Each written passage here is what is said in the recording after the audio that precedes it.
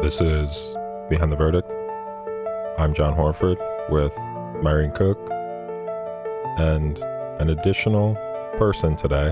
Whoa. A special guest, Lansing's first influencer. Shut your mouth. You kind of were. His wife, Christina. Yeah, and my wife, Christina Capron. Lansing's first influencer, right? Fitness, entrepreneur, Yeah. and true crime enthusiast. Oh, yeah. All of it. So when we had talked about doing additional cases after the Kathleen Doyle and Andre Bowman cases, one of the first ones that came up was the Menéndez brothers, because Christina was consuming all of the documentaries and docuseries that were coming out related to the Menéndez brothers. So Myrene, myself, and Alex were having a conversation after an episode, and Myrene had made the comment that she did in the previous episode about being very skeptical of the Menéndez brothers being sexually assaulted by their father. And I remember when I told Christina that, she was just like in shock. I was. And a lot of people were in shock. So I thought the best thing that we could do is bring on someone who passionately believes that the Menéndez brothers were sexually assaulted and give them an opportunity to speak more to that. Even though we did address it in the last episode, we did have a lot of people reach in and they felt like it was one-sided, although I've gone back and listened, and obviously I do a lot of like editing and stuff. So I listen to these episodes like 10 times. I understand why they feel that way, but I also feel like it was pretty balanced.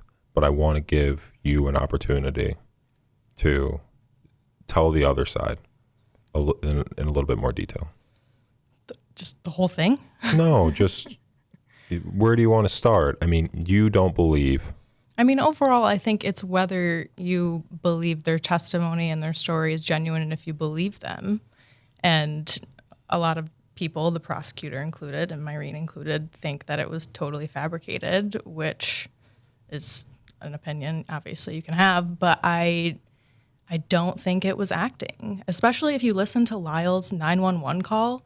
Horrible acting. Like, you knew in that moment, you're like, oh, okay, he's doing a horrible job trying to do this. But then on the stand, it was just genuine.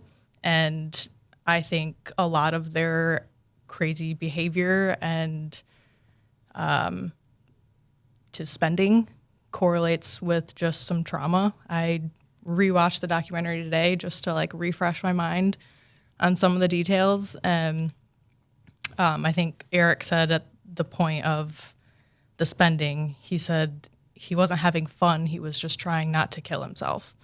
And that he immediately after the murders regretted it, immediately showed remorse, immediately missed his parents.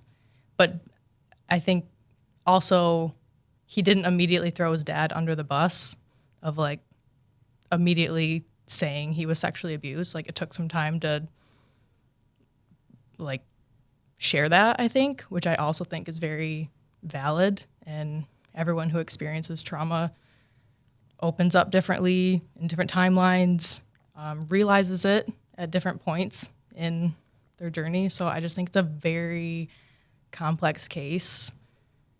And the two different trials. I could just keep going. I don't want to keep going. Myrene hasn't even said hi. Myrene hasn't even said hi. Myrene, are you there? I'm here. I'm just listening. And I do think Christina's right. It's a very complex case with a lot of moving parts from every angle, from the prosecution side, from the defense side, from the boys' side, from the victim's side, to be honest. I went back and listened again to what I said, too. And I said that I was very hesitant, that I saw a lot of red flags. So I didn't fully believe everything they said. I didn't believe that all of that had happened the way that they described. And I appreciate hearing other points of views. I too, Christina, went back and watched the documentary, and there were a couple things I picked up on, the second time I watched it that I was like, okay, you know what? I definitely can see where trauma would play into their behavior. Absolutely. I mean, I've dealt with so many cases where where victims were sexually assaulted, and trauma played a huge part in how they responded and how and when they told and all of those details.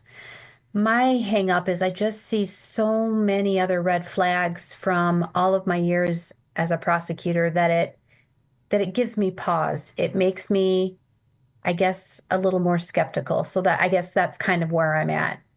Could it have happened? Absolutely. Um, but I just have a lot of red flags that concern me. Yeah. What's your biggest? I'm just curious. I don't know if I can pinpoint really just one necessarily. I think there's a couple. So I think there's a lot of things they did after the murders that we can both look at from our points of view and say, I can explain it this way and you can explain it that way. Right. And I can see both sides of that. But there's a couple things they did. So, for example, after the murders, Lyle was really big on buying this restaurant in New Jersey, and he had flown out to New Jersey a few times. But one of the things I recently discovered when I watched one of the documentaries again is that Lyle flew home unbeknownst to anybody, hired a computer company to come to the house to delete files off the family computer. And the three files he had them delete, which was verified by the prosecution in the trials, was one file said Lyle, one file said Eric, and one file said Will. So, that kind of makes you question their motive about that. Was that something he thought of doing after the fact to try to get the money, or was that more of how the prosecution argued it, that it was greed for the inheritance? Yeah. So that was certainly one of the things that caught my attention. Another really was the brutality with the mom. I've heard a couple different versions where Lyle said mom sexually assaulted him. Other versions where mom knew about it but didn't do anything, didn't try to stop dad from doing it. And then other parts of their story where they said that mom couldn't live without him. She was depressed, so they were going to put her out of her misery. But any of the ways you look at that, the brutality to the mom was just extreme. I mean, the shooting to the mom was more brutal, number-wise, I suppose, Right. number of shots, than it was to the dad. Yeah. And related to that, so that was my main reasoning in the last episode, and I had a surprising amount of people reach out and just be like, well, you don't think that they did that to the mother because they were so upset that she didn't protect them. And of course that crosses your mind, but it's just to actually go through with it, and then you run out of ammo, and then you go get more. Yeah. And she's crawling and she's probably begging and telling you, please, why would you, I love you boys, why are you doing this, and then to continue to go through with it, and I guess that could be a result of extreme trauma. Part of it, to me, it could let me know what you think of this, could be genuinely the anger towards the dad, being because they shot him and that his head was blown off and brains fell out of his head, more brutal. And then maybe because they didn't have as much hatred toward the mom, didn't want to kill her in such a brutal way, but then she was just suffering longer, with more shots, that she was going to die, regardless of if they went out and got that other more ammo or not. She was going to either die slower or they were going to, kill her faster. Yeah. I don't know. Part of that. But then again, yeah, if you were Lyle and tried to tell your mom about abuse and she was like, shut up, you have to do that. That's part of, you know what I mean? You have to go through pain to be worthy of love. I feel like that is maybe an underrated part of the whole case, is just the amount of control and mental abuse that was, I don't know the correct term, bestowed upon them, but they thought their dad was literally a Greek god, that he was everything. He was their idol. And the only time he felt love, or Eric felt love from his dad, was when he was being sexually abused. Yeah, I think both the parents were horrible parents, I think, overall, from everything else that I've seen. But going back to the shooting just for a second, one of the things that I did is I went back and looked at where the wounds were. And the mom had wounds on her hands. They call them defensive wounds. So at some point, she was putting her hands up to try to either say stop or to protect her face. And that is one of the most difficult times for someone to fire is when you have someone pleading like that. Yeah.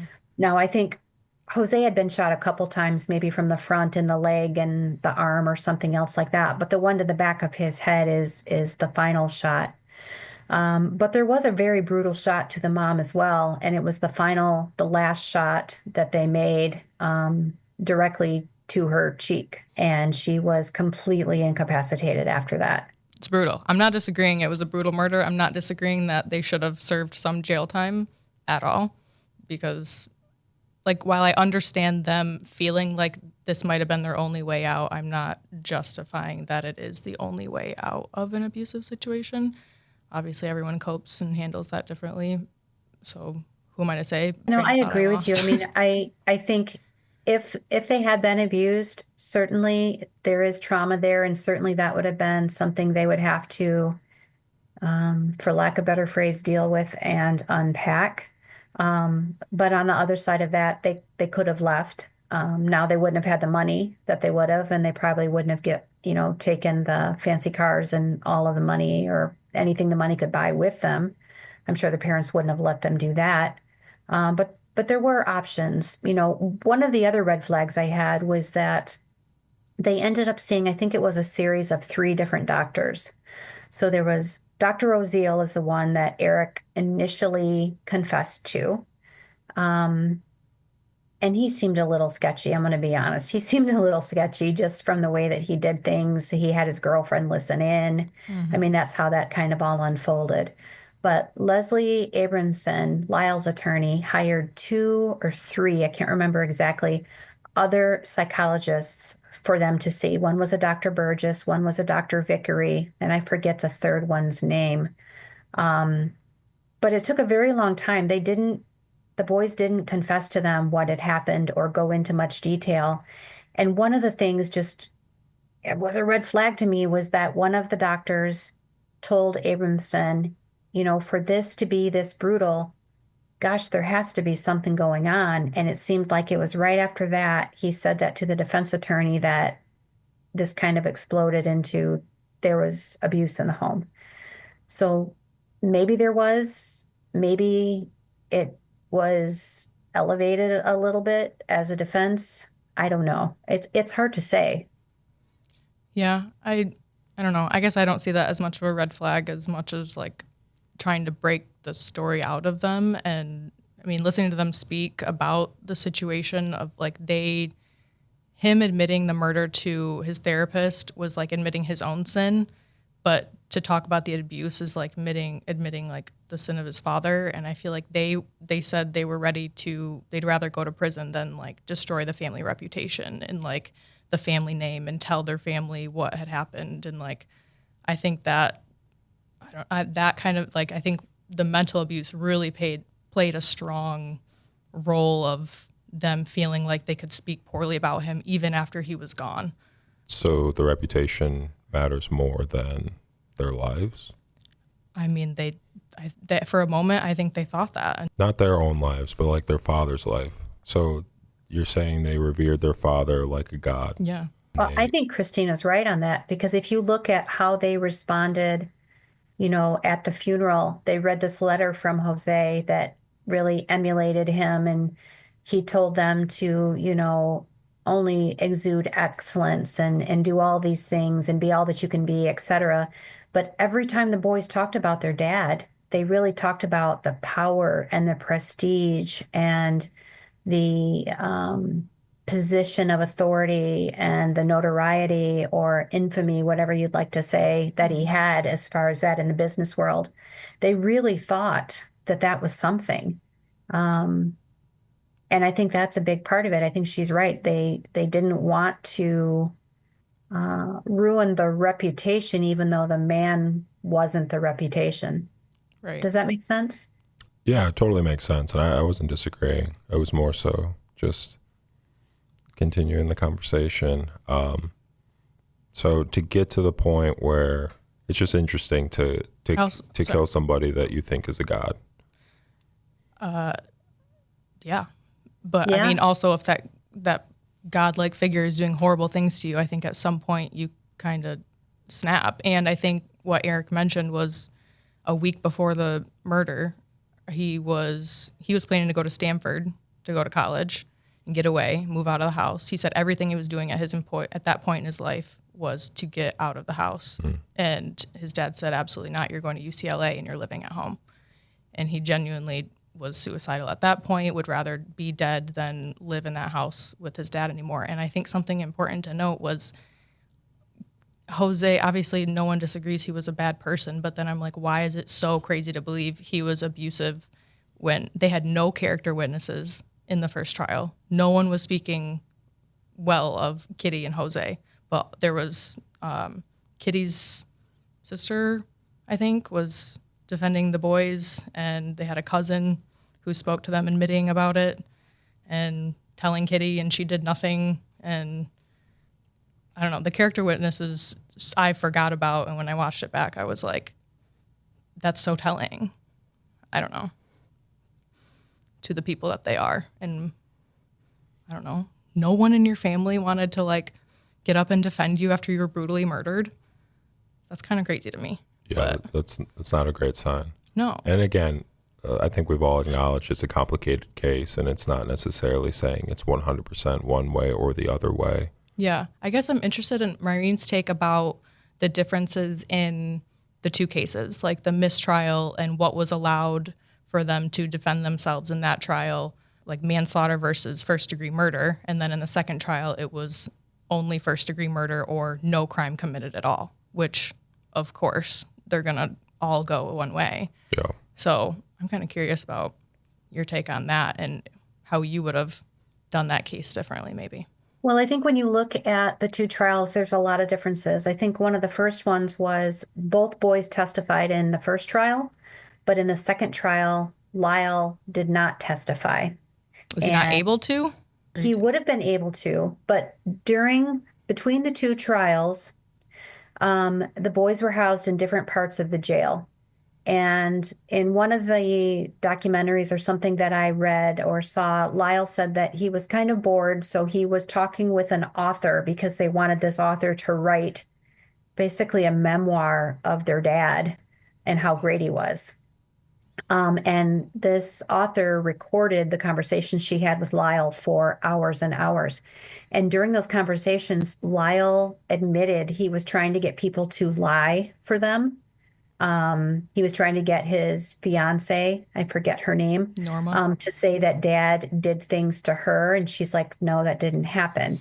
He tried to get the author to lie, and say other things happened, or get different people that they knew at the time to lie so it would be more in the favor of the boys. And so it was actually Lyle's attorney who said, we can't put him on the stand this time because his credibility is absolutely ruined.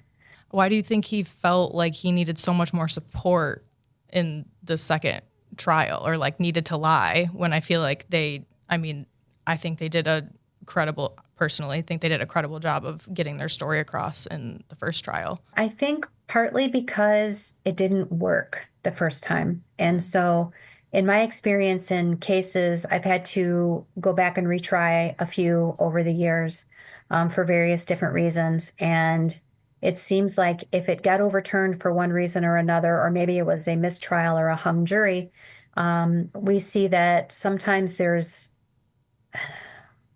a bit of an embellishment, trying to make it even more than it was.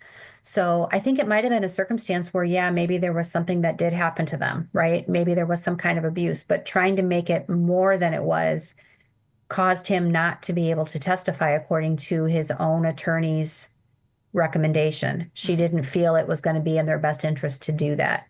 So I think that was one difference. Without Lyle testifying, that did limit some of the abuse that would have been able to come in as the foundation. And I think legally that's part of the reason Right. you see the two differences in evidence in the trial. because Lyle wasn't able to give some of the foundation about the abuse when he was younger and the other pieces to that.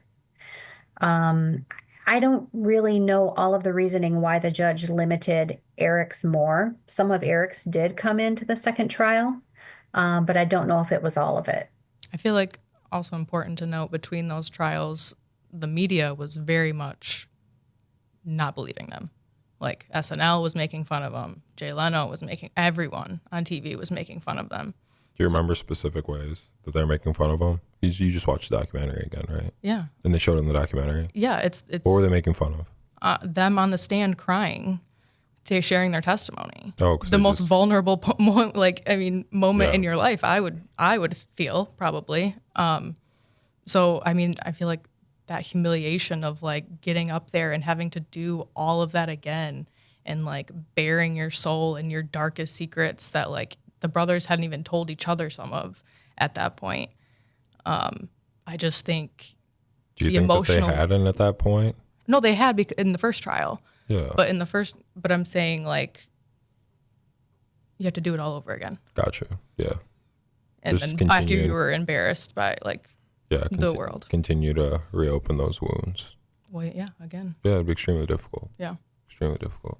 Yeah, I think it's difficult when a victim has to recount what happened to them. And if they have to do it more than once, it is very traumatic. And, it's also a circumstance where if I tell you a story of what happened to me last week, and then I tell you again in, 2 weeks from now, I'm going to be truthful and tell you the same thing, but it may not come out the same way because Right. I'm talking in a different manner or it's been a little bit more time. And so those things happen too. But I think, Christina, you asked me about the differences in, was it what they charged maybe between Yeah. the two? It was like first degree murder versus manslaughter. Like they just didn't have as many options for the verdict, I think. Right. And I think, so when you charge like first degree murder, for example, in Michigan, you may be able to have what's called a lesser included offense. It could be second degree murder, it could be manslaughter, but you have to have some evidence that might fit that. And I think in the second trial, when things were limited as far as Lyle's testimony and the foundation for some of the other abuse, that made the lesser included offense less likely. And if it's less likely, then the judge has the authority to say that's not going to be given to the jury. And I think that's what they did probably in this case. Yeah. But one of the things I go back to is, I like you watched the documentaries. I watched the Netflix one. I watched the Monsters one. I found one that was done by the Law and Order TV show, but it was still a documentary. It was kind of interesting. Went back and just kind of Googled anything Menéndez. And a couple of the things that came up were that not only did the prosecutors not believe the boys on the stand or their emotion, but law enforcement didn't believe them to the same level either. And one of the hiccups that I found was there were jail guards who would transport the boys back and forth throughout during the first trial. And during that first trial, these transport deputies would say it really disturbed them that if there was a day in court where maybe the defense, I hate to say scored a point, and I don't mean it that way, but made an advance or there was something that may have been beneficial to the defense, the boys were high-fiving each other as they were heading back to jail. And it just seems like a circumstance where none of that is really a high five kind of circumstance. Trying to take into account that, they were still somewhat younger. Maybe they were emotionally immature, to some degree too, or maybe they were kind of stuck at a younger age because of some trauma. There's just a lot of red flags about their behavior. People brought up the high-fiving in a few different instances, and I've thought about it more too, and I was just trying to think of other examples of behavior that people express just generally that's seen as unconventional. And I feel like there are just some people who sometimes just express themselves in ways that wouldn't be considered the norm, but I guess it doesn't always necessarily mean that they're guilty or that they've done something, bad, or that they're being deceptive in some way. I think it's weird because it feels like they're high-fiving the murders of their parents, but in reality it's probably, going to trial is hard in itself. Going to trial and sharing your darkest secrets and things you haven't shared before is even harder. And to have people actually believe you, I think would feel good if I was in that situation. But again, at the same time, I understand the optics being just kind of fucking weird. And I guess if you also take in consideration that they were getting eviscerated on TV, on SNL and in other places, stand-up comedians, whatever it may be. I mean, it's like you feel like the world's against you. And when you feel like you do something that, moves you towards vindication in some way, it's like, yes, finally, like we got a break, like Jesus Christ. I think another interesting part that I forgot about was just the timeline, and I think it was between the trials was the OJ case in the same county, same prosecutor's office, trying that case. And Wild. And he got off. And so I think there was just no fucking way in that DA's mind that these guys who do we know has admitted they did this crime were going to walk away. Yeah, we're not getting kicked in the teeth twice. Exactly. Myrene, what do you think about that? I see your point. I totally do. But as a prosecutor, I would look at both of the cases different. And, they'd already tried the Menéndez brothers once. They believed in their guilt once. The fact that they had to do it twice and the OJ case came in between certainly is a circumstance that you could look at. But, I go back to, all right, so you know what, let's for a minute, for argument's sake, say Jose was this pedophile who sexually abused the boys when Lyle was 6 to 8 and it was ongoing for Eric. Does that then give them the ability or the right to brutally murder their parents? So I think that's a good place for us to wrap up this episode. Okay. Because in the next episode, we want to talk about that, right? Whether they were or weren't. What are the implications of, releasing people who have committed extremely violent crimes? Right. And then we also want to address some of the questions that we got from TikTok, through text, just getting to those questions. And then we had some interesting questions on Instagram as well. If you have any questions, I'll save them for the next one. You will. But that's also how we end this. Oh. So, no, it's beautiful. I'm glad you did that. If you have any questions, we'd love to hear from you. Please message us on our Instagram page at BTV_pod. In my defense, you were looking directly at me. Myrene goes now. Oh, sorry. Please let us know what you're thinking and what your thoughts are. Certainly there are pros and cons to this case on both sides, and we'd like to know how you see things. Has anything we've said changed your mind one way or the other? Or can you give us some thought-provoking questions that may help us see it from a different point of view as well? You can find us wherever you listen to podcasts. Thank you for listening. Thank you.